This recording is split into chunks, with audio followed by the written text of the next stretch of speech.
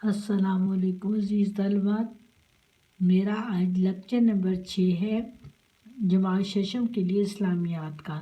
جیسے کہ آپ جانتے ہیں کہ ہم لوگوں نے اسٹارٹ لیا ہے نیا ٹاپک، ملک اور ملت کے لیے اثار کا جذبہ۔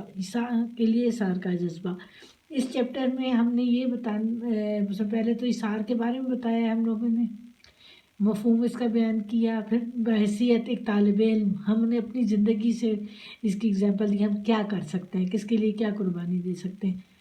سب کو پتہ ہے کہ اس کا مطلب کیا ہے، ترجیح دینا، یعنی اپنی ضرورت کو روک کر دوسرے کی ضرورت کو پورا کرنا، خود بھوکا رہ کر دوسرے کو کھلانا، یہ ہے ایثار، قربانی۔ اور اسلام نے تو اس کی بہت زیادہ تبلیغ کی ہے کہ آپ صلی اللہ علیہ وسلم اکثر فاقہ کرتے تھے اور اپنا کھانا جو ہے غریب لوگوں میں تقسیم کر دیا کرتے تھے۔ جو سائل آتا تھا خالی ہاتھ نہیں لوٹاتے تھے، اس کو ضرور کچھ نہ کچھ دیتے تھے۔ تو یہ اس بات سے ہمیں اندازہ لگانا چاہیے کہ ہمارے پیارے نبی نے کس طریقے سے ہمیں نمونہ پیش کیا ہے کہ ہم نے اپنی ضرورتوں کا خیال نہیں کرنا بلکہ دوسروں کے لیے کام کرنا ہے، دوسروں کی مدد کرنی ہے۔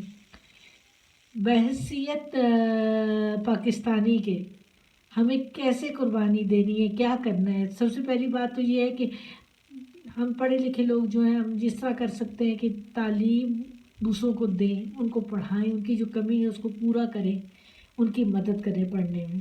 اور ہمارے ملک میں اگر خدا نخواستہ کو خطرہ لاحق ہو قومی سلامتی کا، تو پھر ہم اپنی جان بھی دینے سے گریز نہ کریں، کیونکہ وطن ہے تو ہم ہیں، وطن نہ ہوگا تو کچھ بھی نہیں ہوتا۔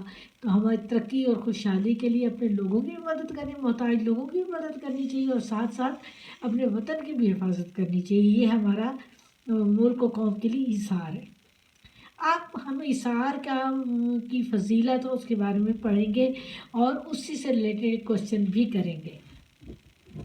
ایثار کی فضیلت۔ اسلام نے خود غرضی اور مفاد پرستی کی ہر موقع پر مذمت کی ہے۔ رسول اللہ تعالیٰ اور اس کے رسول کی نظر میں ایثار کا جذبہ رکھنے والوں کی بہت قدر ہے۔ رسول صلی اللہ علیہ وسلم کا فرمان ہے، جس شخص کو کوئی خواہش ہوئی اور اس نے اسے روک کر اپنے نفس کو چھوڑ کر، یعنی اپنے خواہش کو چھوڑ کر دوسرے کے لیے ایثار کیا تو اس کی مغفرت ہوگی، یعنی اس کی بخشش ہو جائے گی۔ اگر اس نے کوئی غلطی کی ہو تو اسے معاف کر دیا جائے گا۔ رسول صلی اللہ علیہ وسلم اور صحابہ کا طرز عمل کیا تھا، یہ پڑھیں گے، پھر اس کے بعد اس کے اوپر کوشچن لکھیں گے۔ رسول صلی اللہ علیہ وسلم کی پوری زندگی ایثار اور قربانی کا اعلیٰ نمونہ۔ گھر میں اب تو فاقے ہوتے تھے لیکن سائل کو کبھی خالی ہاتھ نہ لوٹاتے تھے، یہ آپ کو میں نے بتایا شروع میں بھی۔ بعض اوقات تو دوسروں سے قرض لے کر ضرورت مندوں کی ضرورتیں پوری فرماتے تھے۔ ایک دفعہ ایک صحابی تھے غفاری، آپ صلی اللہ علیہ وسلم کے ہاں مہمان ٹھہرا ہوا تھا۔ گھر میں سوائے بکری کے دودھ کے اور کچھ نہ تھا۔ آپ صلی اللہ علیہ وسلم نے وہ دودھ مہمان کو پلایا، خود بھوکے رہ کر رات گزاری۔ دیکھیں نا، آپ صلی اللہ علیہ وسلم کھانے کے جو سامان تھا وہ مہمان کو کھلا دیا، خود بھوکے رہے۔ ایک صحابی کے پاس ولیمے کے لیے کوئی سامان نہ تھا۔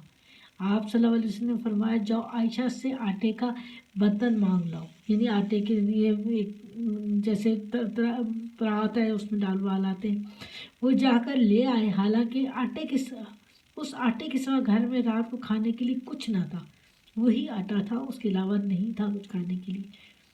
تو بات فاقے سے گزاری۔ رسول صلی اللہ علیہ وسلم کے صحابہ نے بھی اپنی زندگی میں ایثار و قربانی کی درخشاں مثالیں، روشن مثالیں، درخشاں میں روشن چمکدار چھوڑیے۔ ان کی ایثار و قربانی کے اللہ تعالیٰ نے یوں تعریف فرمائی، ترجمہ: اور وہ ان کو اپنی جانوں پر مقدم رکھتے ہیں، خواہ ان کو خود احتیاج ہو، یعنی ضرورت مند ہو، خود احتیاج ہی ہو، یعنی ان کی اپنی ضرورت ہونے کے پھر بھی وہ دوسروں کو اپنے سے پہلے اولویت دیتے ہیں، ترجیح دیتے ہیں، ان کی ضرورت کو پورا کرتے ہیں۔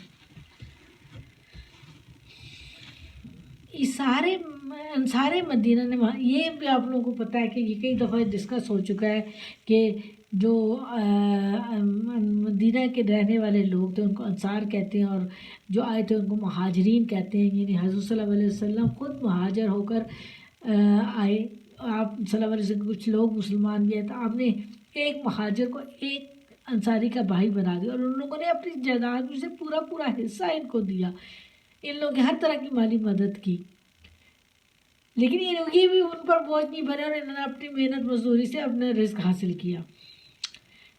رہتی دنیا تک تمام عالم انسان کے لیے ایک نمونہ ہے۔ نصارے مدینہ نے جس بے مثال رویے کا مظاہرہ، یہ تو ہم پڑھ چکے ہیں بہت دفعہ۔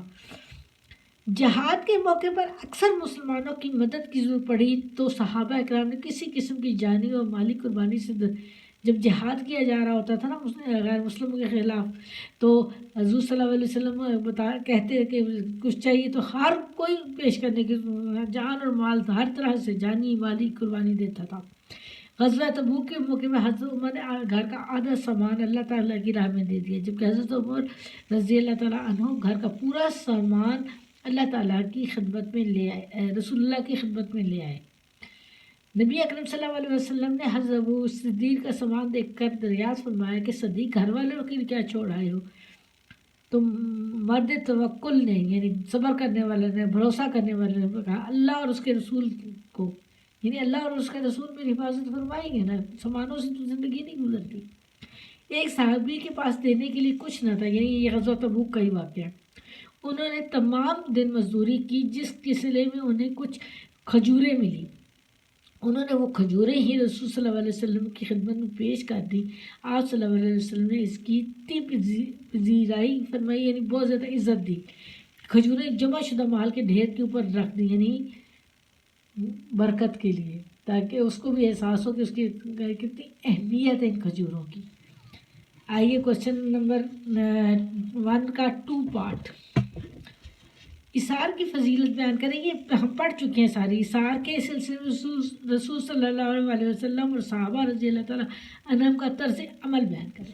اسلام نے خود غرضی اور مفاد پرستی کی ہر موقع پر مذمت کی ہے۔ اللہ تعالیٰ اور اس کے رسول صلی اللہ علیہ وسلم کی نظر میں اثار کا جذبہ رکھنے والوں کی بہت قدر ہے۔ رسول اللہ کا فرمان ہے، جس شخص کو کوئی خواہش ہوئی اور اس نے اسے روک کر اپنے نفس کو چھوڑ کر دوسرے کے لیے اثار کیا تو اس کی مغفرت ہوئی۔